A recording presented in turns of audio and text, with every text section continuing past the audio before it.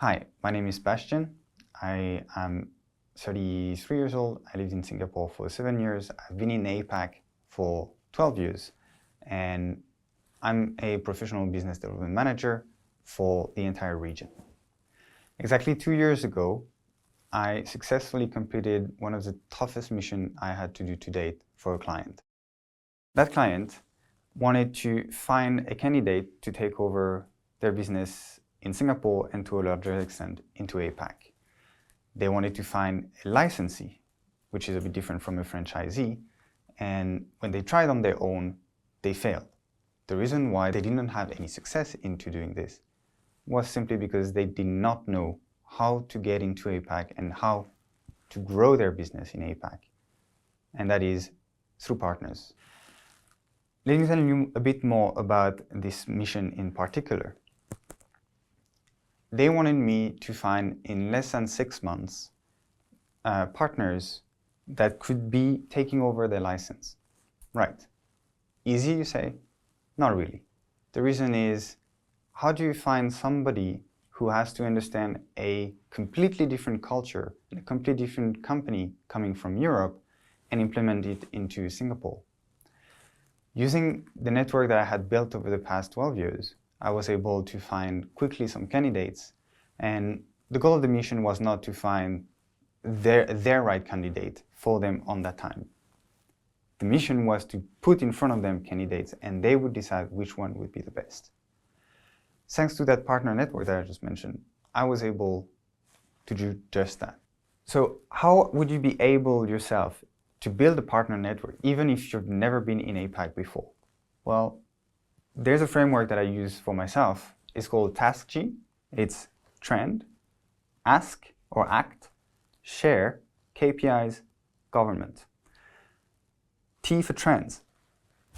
Whenever you go to a new market, the first thing you need to do is obviously a market research.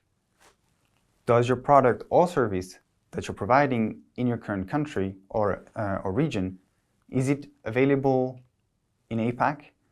Is it growing in APAC? Is there a trend towards more and more people using it?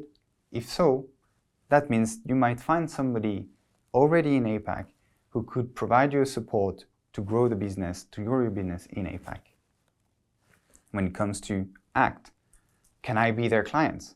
Could I be the clients of that partner? And if so, then there might be some of your clients who'd be willing to be their clients as well. Meaning to say that you could find similar clients in APAC for your service and products. Share. Can I understand that person? Can we understand our business? Are we talking the same language? APAC has 36 countries.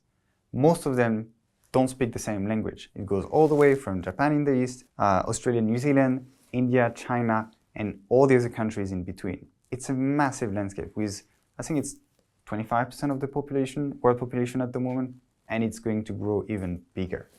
So, do you speak English? Can you go to Singapore? Of course. Can you go to Indonesia?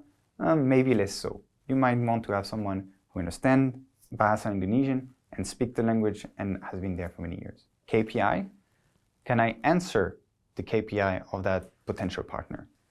If so, it means that they might be able to answer your KPIs as well. There is nothing better than to help somebody reach their goal. And lastly, G stands for government, because if you look at all the previous one, there's a very high chance that your government in your country has a presence in APAC, in most of countries in APAC, and they have a two-way conduit between the country of origin and the country where they are for business. In France, you have Business France and Invest in France. In Norway, you have the same thing with Invest Norway. And Australia, you have per state, Canada, etc.